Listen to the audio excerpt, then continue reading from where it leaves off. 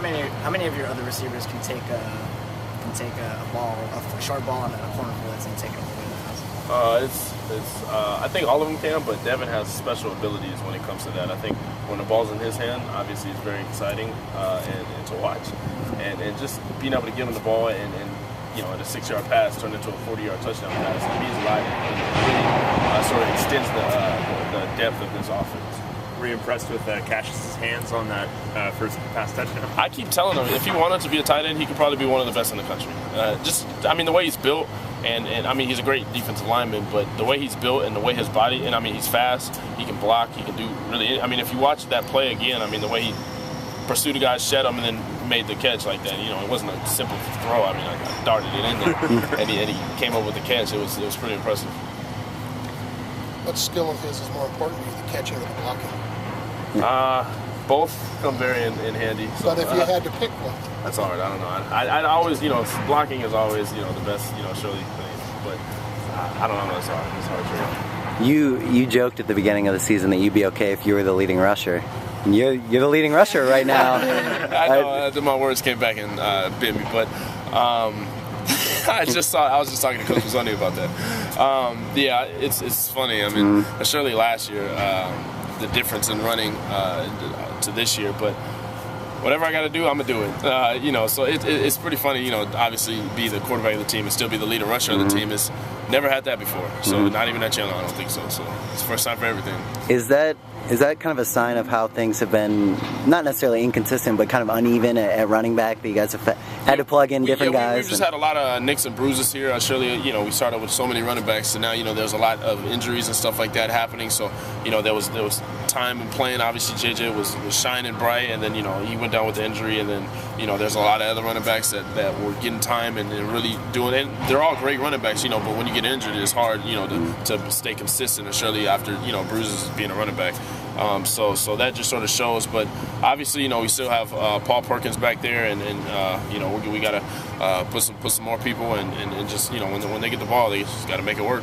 How has your running changed maybe this year compared to last year? Are you quicker to run? Are you more elusive? It seems like you've had quite a few runs where you're dodging a lot of guys. Yeah, I think in understanding what it's like to run the ball, I think it sort of was the same transition like when I was in high school. When I first got in high school, you think, going from JV to varsity, you can make a move on JV and really get away and run a touchdown, but at varsity, people are a lot better. And I think that was the same thing in college, so I had to get used to it, and now, I sort of understand, how people play and what I can do as far as my limits with my body and, my speed and power like that. So now, being able to run the ball, I can go north and south, I can go outside, and, if I get the ball in my hands, I'm going to do something with it. ASU is a really physical defense and have been able to stop their opponent. What are you going to do on offense to make sure that doesn't happen? We're going to have some fun. And that's really what I tell our guys every day. This offense really works when we're having fun, we're moving the ball and playing with a smile on our face, just having fun out there. And I think when you get really tensed up is when you start making mistakes. So I wish, if you really watch me close on the field, and sometimes I'll try to talk to players and really just, get a smile on the face while we're playing. But we just got to do what we're coached to do, and when we finished up the game plan, and when me and Mazzoni are done with it, we're going to make sure everybody knows what they're doing, and we're going to have some fun out there. Which Mazzoni? Both of them. How fun has it been having Miles in the backfield with you for a good portion of games? Probably won't be the leading rusher for long, actually, with him back there. But it's fun to have him. He's a switch up for our offense, and surely with the power he brings, I think it really helps this offense and the sort of depth and dynamic to this offense. And knowing that now, when it's 3rd and 3, now instead of just straight throwing the ball, we can give to Miles and let him do what he does best, and that's get the first downs and make touchdowns. Give you some thought about maybe a little strong safety? I'm gonna have to get back there to free safety. I'd probably be like Ed Reed or something. You don't want to come up and fill the line? I'm a free safety. I'm a free safety.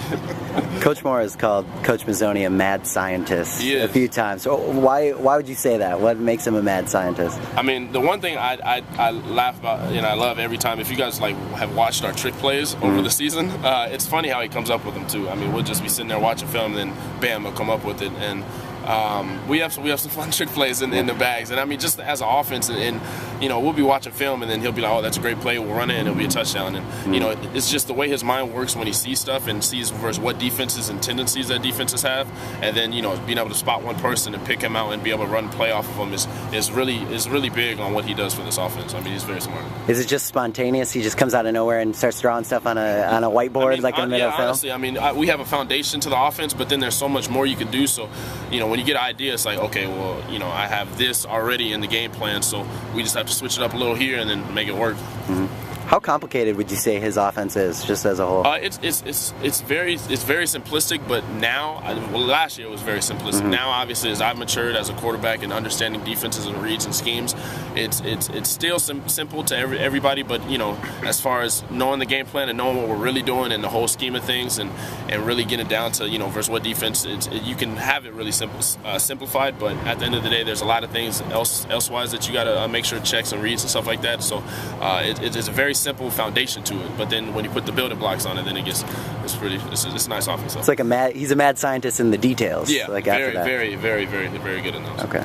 And these next 2 games here, you guys don't leave Southern California. What does that mean to you to, you know, have an opportunity to kind of control your own destiny to get into the Pac-12 title game? You know, that's all we ask for is opportunity just to be able to control what we're doing. And so right now we hold that position of controlling our destiny to get to where we want to be, which is Pac-12 championship and play hopefully for a BCS bowl. And we just got to keep winning games. And I think that's really what it comes down to, just winning games and understanding that, you know, this is a new week, new opportunity. Washington's in the past, and now we're on the ASU, and it's going to be a fun game, big one again. So, you know, these next 2 games are going to be pretty fun. Does it matter at all how last year's game ended with the game-winning kick? You know, it's fun. It was fun, you know, to look back on it. Obviously, watching the film, it'd be pretty cool to see the last drive again. But at the end of the day, I mean, that was last year, and this year is a whole new whole new day, whole new time to get out there and have some fun. Can you take us through that last drive?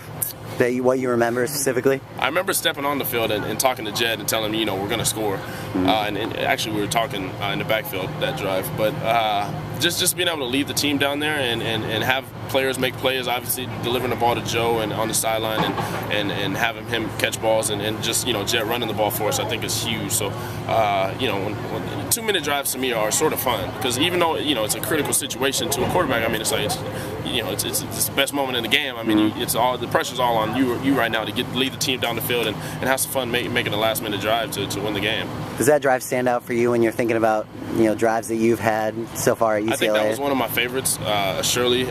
It just really says a lot to me on knowing that, you know, when times of need are there and you got to make something happen. I mean, we can make plays and get those plays to win games. Mm-hmm. That's huge. What did you notice about how Washington maybe tried to adjust for Miles compared to when Arizona was just completely unprepared for him? I felt like when they knew Miles was in the game, they tried to, you know, put a heavier load in. But when you're in the open field and you put him in the game, it's still hard because you can still throw the ball. So you can't really just put a big, massive package in there. But they stopped him a couple times. But you know, when Miles has the ball in his hands, I mean, eventually he's going to find a hole. Eventually. How'd your epilepsy walk go? It was great. It went really good. Hope you guys all check it out. But going over. It's all good. But it went really well. My sister was there. I was in attendance with her, and she loved it. There was a lot of people out there, and it was really humbling to just get back out there and to support my sister and the cause for it. I mean, it was truly a blessing, honestly. What teammates made it out? Your coaches? No, the coaches all were chilling. Librado Brosio came out at the end, and you know, it was just cool. There was a lot of people there. I mean, even people, you know, just around UCLA, they would tell me, you know, they were from, you know, there was those people way away from UCLA who made it out. So it was truly a blessing just to be able to talk to everybody and, you know, hear everybody's story and really share with them. Mm-hmm.